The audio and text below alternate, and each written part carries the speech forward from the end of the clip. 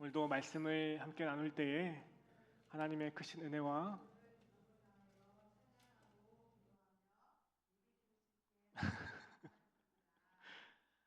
아래층에 내려가서 좀 이렇게 소리가 혼선된다고 말씀 좀 해주시고요. 오늘도 우리가 함께 말씀 나눌 때에 하나님의 은혜와 또 위로와 평안이 충만한 시간 되었으면 좋겠습니다. 제가 먼저 사진을 하나 여러분들에게 보여드리겠습니다. 자, 여러분 이게 뭘까요? 자, 이 사진은 이스라엘의 박물관에 진열되어져 있는 눈물병 사진입니다.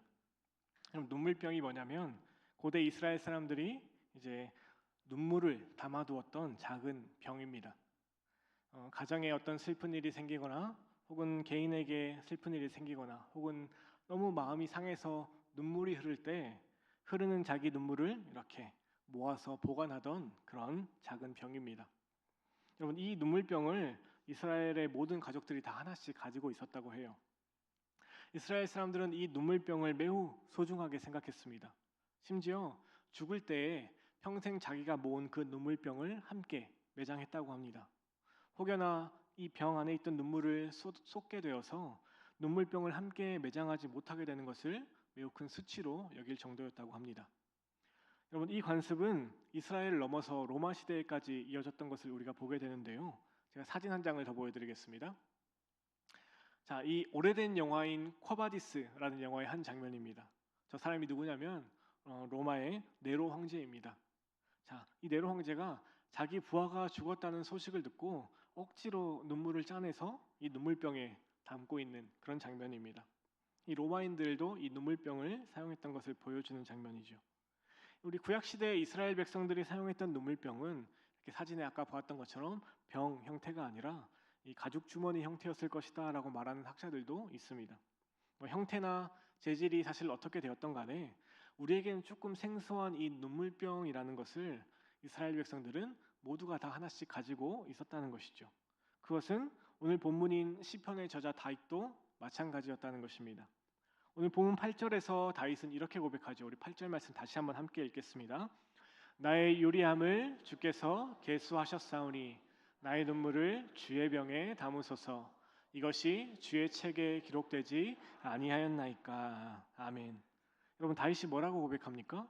다윗은 자기의 눈물을 자기의 눈물병이 아니라 하나님의 병에 담아주시라고 고백하고 있는 것입니다. 여러분, 눈물에는 여러 가지 종류의 눈물이 있죠. 슬플 때 흘리는 눈물도 있고 기쁠 때 흘리는 눈물도 있고 너무 억울할 때 흘리는 눈물도 있고 막 화를 참지 못할 때 흘리는 눈물도 있습니다.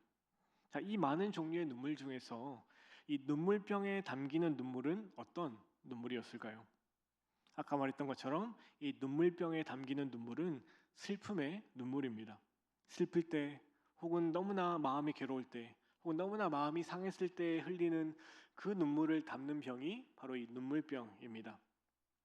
다윗은 지금 하나님에게 자신이 슬프고 괴롭고 너무나 마음이 상해서 흘리는 그 눈물을 하나님의 병에 담아주시라고 고백하는 것입니다. 사실 구약 성경에 나오는 많은 인물들 중에서 가장 눈물을 많이 흘린 사람 중에 한 명이 이 다윗일 것입니다. 여러분, 오늘 본문은 다윗이 사울 왕을 피해서 이 블레셋으로 도망가 있을 때 쓴 시입니다. 여러분, 이 다윗이 사울을 피해서 블레셋으로 도망쳤다는 것이 참 아이러니하죠. 왜냐하면 이 블레셋은 당시 이스라엘의 가장 큰 원수의 나라였고요. 여러분, 다윗이 이스라엘에서 유명해지게 된 이유가 무엇입니까? 사람들에게 인기를 얻게 된 그 첫 시작이 바로 이 블레셋 장수인 골리앗을 쓰러뜨렸을 때부터였기 때문이죠. 여러분, 다윗이 골리앗을 죽인 후로 이 사울 왕의 눈에 들어서 그의 신하가 되었습니다. 이스라엘의 장군으로서 이 블레셋과 정말 수많은 전투를 벌였고 늘 승리를 거두었던 화려한 전적을 가진 사람이 이 다윗이에요. 그렇기 때문에 이 블레셋의 입장에서 볼 때 이 다윗이 어떤 사람입니까? 그들의 아주 큰 적이자 원수 같은 사람이죠. 그런데 그런 다윗이 지금 다른 곳이 아니라 이 블레셋으로 도망쳐야 될 만큼 다윗의 상황이 급박했다는 것입니다. 아마도 이 다윗을 죽이려는 사울의 군대가 쫓아올 수 없는 유일한 곳이 바로 이 블레셋이었기 때문이 아닐까 생각을 해봅니다. 다윗이 블레셋으로 도망친 내용이 이 사무엘상 21장에 기록되어져 있는데요. 이 다윗이 사울을 피해서 블레셋 왕 아기스에게 망명을 신청합니다. 나는 이제 이스라엘의 장군도 아니고 저 사울 왕의 부하도 아니니까 나를 좀 블레셋에 받아달라고 그렇게 부탁을 했던 것이죠. 여러분, 블레셋 왕 아기스가 아마 엄청 고민을 했을 거예요. 비록 적이기는 하지만 이 다윗의 능력 하나만큼은 너무나 확실하죠. 너무나 출중합니다. 그래서 그 다윗을 받아주고 걷어들일지 아니면 훗날의 위험 요소라고 판단해서 그냥 이 자리에서 죽여버릴지를 고민하고 있었어요. 그때 아기스의 신하들이 아기스에게 이렇게 말합니다. 사무엘상 21장 11절인데요. 우리 함께 읽겠습니다. 아기스의 신하들이 아기스에게 말하되 이는 그 땅의 왕 다윗이 아니니까 무리가 춤추며 이 사람의 일을 노래하여 이르되 사울이 죽인 자는 천천히요 다윗은 만만이로다 하지 아니하였나이까 한지라. 아멘. 여러분, 무슨 말입니까? 지금 신하들이 이렇게 말하고 있는 거예요. 왕이시여, 저 다윗이 어떤 사람입니까? 우리 군대를 무참히 학살했던 그 자가 아닙니까? 저 나라의 무리들은 춤을 추면서 이렇게 노래를 부른답니다. 사울이 죽인 자는 천천히요 다윗은 만만이로다. 사울보다 우리 군대를 더 많이 죽인 사람이 바로 저 다윗입니다. 여러분, 신하들이 아기스에게 전한 이 말을 듣고 다윗이 두려움에 빠졌습니다. 아, 왕이 저 말을 들었으니까 이제 나를 살려두지 않겠구나. 나를 죽이려 하겠구나. 여기도 내가 있을 곳이 아니구나. 빨리 이곳에서 도망쳐야겠다 생각을 했습니다. 그래서 아기스 왕 앞에 불려간 다윗은 죽임을 당하지 않고 그 자리를 모면하기 위해서 어떤 행동까지 하게 될까요? 사무엘상 21장 12절과 13절 말씀인데 우리 함께 볼까요? 다윗이 이 말을 그의 마음에 두고 가드 왕 아기스를 심히 두려워하여 그들 앞에서 그의 행동을 변하여 미친 채 하고 대문짝에 그적거리며 침을 수염에 흘리매. 여러분, 다윗이 지금 어떻게까지 하고 있습니까? 침을 질질 흘리면서 막 정신이 나간 사람인 척을 한 것입니다. 살기 위해서 그렇게라도 해야 했던 거예요. 여러분, 이렇게 미친 척까지 해야 되는 그 다윗의 마음이 어땠을까요? 여러분, 다윗의 인생은 정말 단 하룻밤이라도 안전하게 머리 둘 곳 없는 그런 인생이었습니다. 모든 사람이 자신을 대적하고 어디를 가나 늘 목숨의 위협을 당하는 그런 인생이었습니다. 어디로 가야 할지 몰라서 그저 떠돌이처럼 늘 목적지 없이 돌아다녀야 하는 그런 인생이었어요. 아마도 다윗의 눈에서 눈물이 마를 날이 없었을 것입니다. 다윗의 그 심경이 담겨있는 시가 바로 오늘 우리가 읽은 시편 56편입니다. 여러분, 다윗은 정말로 의지할 것이 하나님밖에 없었습니다. 정말로 그의 삶에 의지할 만한 것이 단 하나도 없었어요. 그저 하나님 앞에서 눈물 흘리는 것 말고는 아무것도 할 수 있는 것이 없는 그런 삶이었습니다. 날마다 자기의 눈물병을 채우고 또 채워도 부족한 그런 삶이었다는 것이죠. 사랑하는 성도 여러분, 여러분들의 삶은 어떻습니까? 늘 평탄하고 행복하십니까? 저는 여러분들의 삶이 늘 평탄하고 행복하기를 간절히 바라고 기도합니다. 하지만 그렇지 못하다는 것 또한 너무나 잘 알고 있어요. 여러분, 제가 목회자가 되기 이전에는요, 제가 청년 시절까지는 교회에서 이제 성도님들을 만나면 성도님들이 다 행복해 보였어요. 교회에서 보면 늘 다 평안해 보이시고 기뻐 보이시고 별다른 어려움이 다 없어 보이셨습니다. 그런데 이제 목회자가 되었잖아요. 이제 예수님의 마음으로 성도들을 바라보아야 하는 이 목회자가 되고 보니까 우리 성도님들의 삶이 정말 단 한 분도 평탄한 삶이 없다는 것을 제가 이제 알게 되었습니다. 다들 너무나 치열하게 또 너무나 어렵고 힘들게 또 그럼에도 불구하고 정말 믿음으로 버티면서 그렇게 살고 계신다는 것을 제가 알게 된 거예요. 제가 어렸을 때부터 수십 년을 신앙생활을 하고 교회에서 살다시피 했어도 제가 목회자가 되기 전에는 몰랐습니다. 정말 조금이나마 이제 예수님의 마음으로 성도들을 바라볼 수 있게 되니까 그것들이 이제서야 조금씩 보이기 시작하더라고요. 만약 우리에게 눈물병이 있다면 하루에 그 병을 12번도 더 채울 수 있는 분들이 너무나 많다는 것을 이제는 압니다. 여러분, 다윗의 인생도 겉으로 보면 얼마나 너덜너덜해 보입니까? 하루라도 마음 편하게 머무를 곳이 없어요. 살기 위해서 그 목숨을 부지하기 위해서 침을 질질 흘리면서 미친 척까지도 해야 했습니다. 하루에도 수십 번씩 그 마음이 저 깊은 수렁에 처박히는 그런 기분을 느껴야 했을 것입니다. 많은 사람들이 다 자기가 죽기만을 바라고 있어요. 다 자기가 망하기만을 바라고 있습니다. 그런 인생을 다윗은 살고 있습니다. 정말로 눈물이 마를 날이 없는 그런 인생이었겠죠. 만약 제 옆에 이런 사람이 있었으면 저는 아마 차마 위로의 말도 건네지 못했을 것 같아요. 그런데 다윗이 이런 인생의 와중에 지금 뭐라고 고백하고 있는지를 우리가 함께 보았으면 좋겠습니다. 오늘 본문 3절과 4절 말씀 다시 한번 읽겠습니다. 내가 두려워하는 날에는 내가 주를 의지하리이다. 내가 하나님을 의지하고 그 말씀을 찬송하올지라. 내가 하나님을 의지하였은즉 두려워하지 아니하리니 혈육을 가진 사람이 내게 어찌하리이까. 아멘. 여러분, 정말 남들이 볼 때는 너덜너덜해 보이고 도대체 어떻게 저렇게 살아가고 있을까 싶은 그런 삶을 살아가고 있는 와중에도 다윗의 마음의 중심에는 늘 하나님이 계셨다는 것입니다. 다윗은 늘 하나님을 의지했다는 것입니다. 너무나 고통스럽고 또 너무나 괴롭고 또 너무나 슬플지언정 남들이 나를 바라보는 그 시선으로 다윗은 자기 자신을 바라보지 않았습니다. 다윗은 늘 다른 사람이 아니라 오직 하나님 앞에서의 자신을 바라보았어요. 하나님이 나를 바라보시는 모습으로 스스로를 바라보았다는 것입니다. 사랑하는 성도 여러분, 우리가 정말로 마음이 괴롭고 힘들고 아플 때가 있죠. 그럴 때 우리 스스로를 내가 어떤 눈으로 바라봅니까? 우리 스스로를 사랑의 눈으로, 위로의 눈으로 그렇게 바라봅니까? 그렇지 않죠. 분명히 세상 그 누구보다도 나 자신을 더욱 비참하게 바라보고 있을 것입니다. 왜냐하면 우리가 세상에서 가장 사랑하기 힘든 사람이 바로 나 자신이기 때문에 그렇습니다. 성도인 우리조차도 그러고 있다는 것이죠. 그런데 다윗은 그렇게 하지 않았습니다. 다윗은 자기의 그 비참하고 비루한 현실을 똑바로 바라봅니다. 하지만 그것으로 인해서 자기를 비하한다거나 스스로를 비참하게 여기지 않았어요. 왜냐하면 다윗은 하나님이 자신을 어떻게 바라보고 계신지를 분명히 알았기 때문입니다. 하나님이 나에게 어떤 분이신지, 하나님이 나를 어떻게 여겨주시는지를 다윗은 분명히 알았다는 것입니다. 그래서 다윗은 이렇게 고백하지요. 나의 요리함을 주께서 계수하셨사오니. 이 유리함이라는 말은요, 떠돌아다님, 방황함, 정처 없음 이런 것을 뜻하는 단어입니다.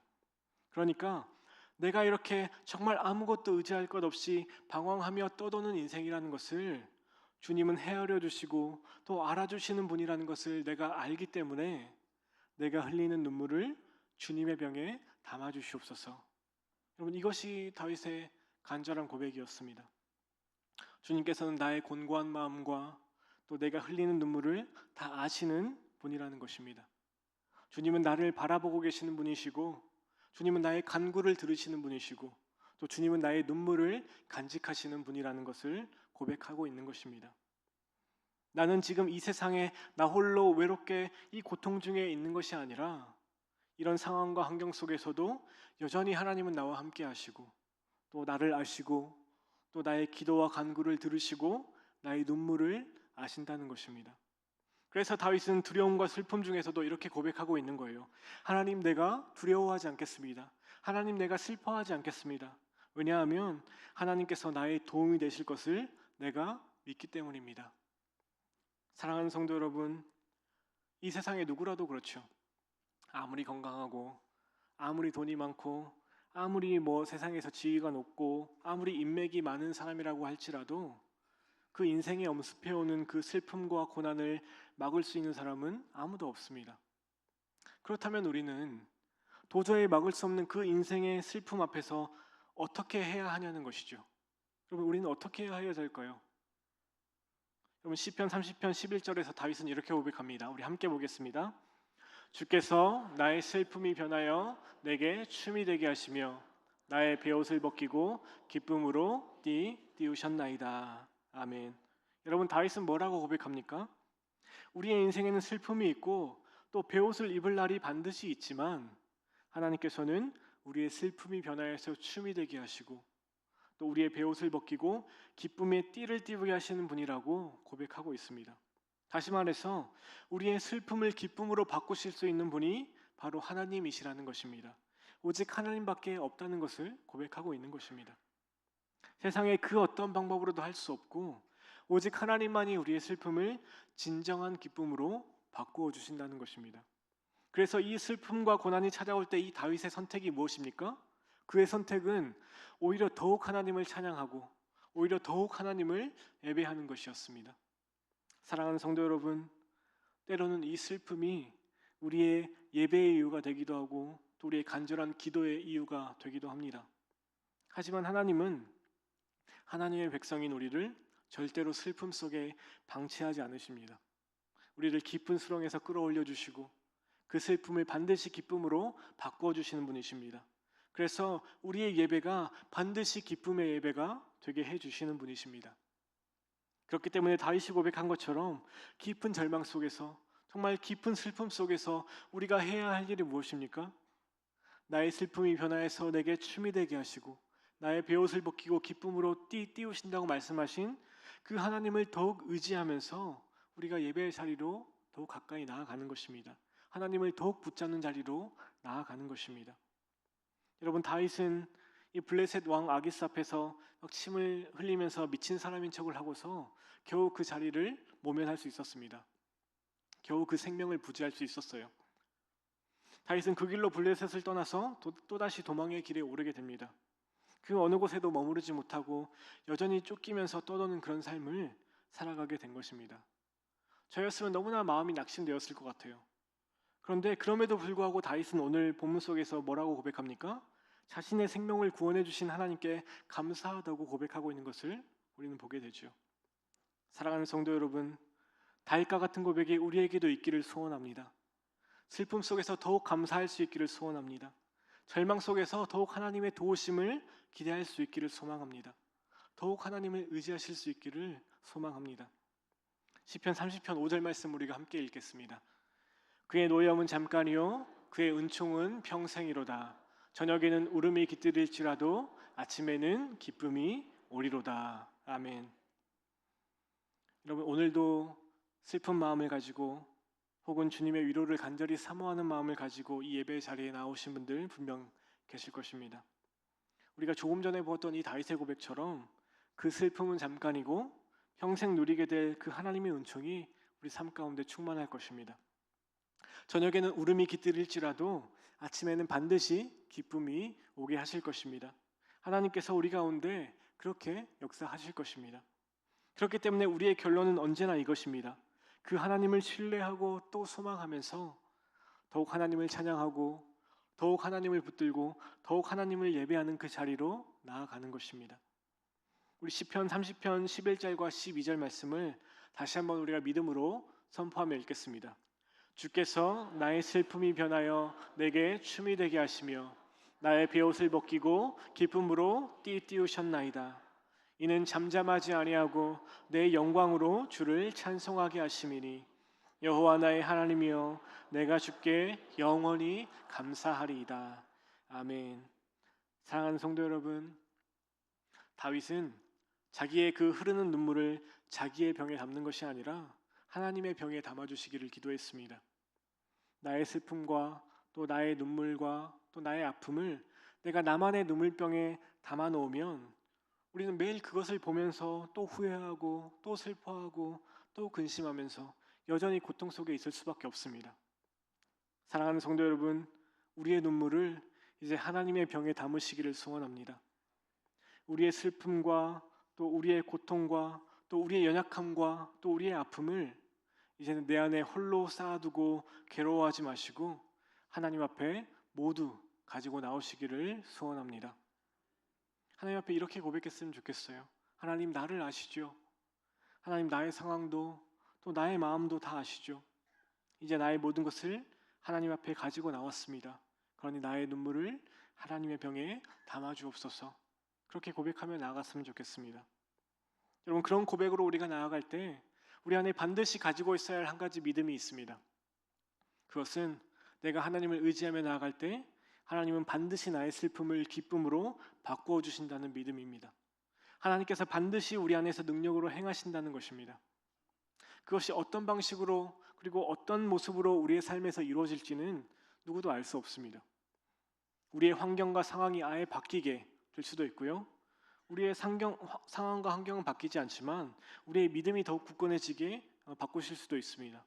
혹은 우리의 마음과 생각이 바뀌어서 그 문제 자체를 보는 시각이 달라지게 하실 수도 있습니다. 어떤 방식이 되었던 간에 하나님께서는 하나님의 방식으로 혹은 각 사람에게 가장 좋은 방식으로 도우시는 하나님이시라는 것을 굳게 믿고 신뢰하실 수 있기를 소원합니다. 사랑하는 성도 여러분, 아마도 여러분들에게는 각자의 눈물병들이 다 있으실 거예요. 여러분의 마음 안에는 평생 동안 모아두었던 그 절절한 사연들과 또 아픔들, 또 그동안 흘렸던 그 눈물이 담긴 눈물병이 있을 것입니다. 그 눈물병을 우리의 마음속에 꽁꽁 숨겨두지 마시고 이제는 주님 앞으로 가지고 나오시기를 소원합니다. 여러분, 누가복음 7장에 보면요, 한 여인이 예수님께 나와서 자기의 옥합을 깨뜨려서 예수님의 발을 씻는 장면이 나옵니다. 그 장면을 보면은 이런 구절이 있어요. 누가복음 7장 38절 말씀을 우리 함께 읽을까요? 예수의 뒤로 그 발 곁에 서서 울며 눈물로 그 발을 적시고 자기 머리털로 닦고 그 발에 입 맞추고 향유를 부으니. 아멘. 제가 이스라엘의 눈물병을 알기 전에는 이 본문을 보면서 이 여인이 정말 눈물을 펑펑 흘려서 예수님의 발을 적셨구나라고 생각했습니다. 근데 이 이스라엘의 눈물병을 알고 나서는 이 여인이 평생 모아두었던 그 눈물병을 예수님의 발 앞에 쏟아서 예수님의 발을 적셨을 수도 있겠구나라는 생각이 들었습니다. 다시 말해서 그녀는 평생 동안 자기의 마음속에 담아두었던 그 슬픔과 아픔과 그 눈물들을 모두 주님 앞에 가지고 나아가서 쏟아 부은 것입니다. 그동안 누구에게도 말하지 못했던 슬픔과 아픔과 또 후회와 또 그 모든 상처들을 주님의 발 앞에 내려놓았던 것입니다. 사랑하는 성도 여러분, 우리에게도 각자의 눈물병이 있죠. 누구에게도 차마 말하지 못했던 그 오래된 눈물, 또 정말로 내 삶 가운데 오래되었던 그 상처의 눈물, 또 기도의 응답을 기다리면서 흘렸던 그 눈물, 그 눈물들이 우리에게도 있을 것입니다. 그런데 오늘 하나님께서 우리에게 이렇게 말씀하십니다. 너의 눈물을 내가 안다. 내가 그 눈물을 하나도 잊지 않았다. 말씀하시는 것입니다. 여러분, 주님께서는 우리의 눈물을 모르시는 분이 아니십니다. 왜냐하면 주님께서도 눈물을 흘리셨어요. 나사로의 무덤 앞에서 우셨고 예루살렘을 바라보면서 우셨고 또 아들을 잃은 그 나인성 과부의 눈물을 보면서 슬퍼하셨습니다. 주님도 슬픔을 느끼셨고 또 주님도 눈물을 흘리셨기 때문에 우리의 눈물 또한 아시는 분이시라는 것입니다. 그렇기 때문에 이제는 여러분의 눈물병을 주님 앞으로 가지고 나오시기를 소원합니다. 눈물병을 보면서 혼자 슬퍼하고 혼자 고통스러워하지 마시고 주님 앞에 가지고 나오셔서 그동안 마음속에만 담아두었던 그 모든 것들을 주님 발 앞에 다 쏟아내시기를 소원합니다. 이제 우리는 눈물을 붙들면서 살아가는 사람들이 아니라 눈물을 하나님께 맡기고 사는 사람들이 되기를 소망합니다. 우리의 눈물을 마음속에 있는 그 눈물병에 담아두는 것이 아니라 하나님의 병에 담고 하나님께 맡기며 살아가는 그런 사람들이 되기를 소망합니다. 하나님께서는 우리의 모든 삶을 아시고 또 우리의 마음을 아시고 또 우리를 위로하시고 반드시 우리의 슬픔을 기쁨으로 바꾸어 주실 것입니다. 사랑하는 성도 여러분, 이제 말씀을 정리합니다. 어쩌면 우리 모두의 마음 한구석에는 그 무거운 눈물병이 하나씩 자리 잡고 있을지도 모르죠. 그 눈물병은 비워질 날 없이 계속해서 무겁게 차오르고만 있었을 것입니다. 그런데 오늘 하나님께서는 그 눈물병을 들고 주님 앞으로 나오라고 말씀하십니다. 그 눈물을 내가 안다고 말씀하십니다. 그 눈물을 닦아주시고 이제는 나의 눈물병이 아니라 주님의 눈물병에 담아주시겠다고 말씀하십니다. 사랑하는 성도 여러분, 우리가 기억해야 될 것은 주님 앞에서 헛되이 흘려진 눈물은 단 한 방울도 없다는 것입니다. 주님은 우리의 눈물을 단 한 방울도 외면하지 않으시고 마침내 기쁨으로 바꿔주시는 분이시기 때문입니다. 그러니 이제는 우리가 그 주님을 바라보며 나아갔으면 좋겠습니다.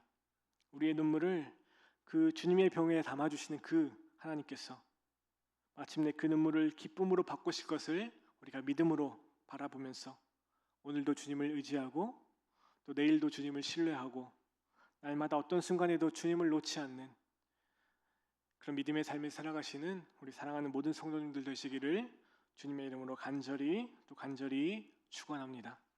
기도하겠습니다. 사랑의 하나님 아버지, 우리의 마음을 아시고 또 우리의 아픔을 아시고 우리의 눈물을 아시는 그 하나님 앞에 우리의 눈물병을 가지고 나와 그 발 앞에 붓습니다. 이제는 우리의 깨어진 마음을 개수하시고 우리의 눈물을 주님의 병에 담아 주시옵소서.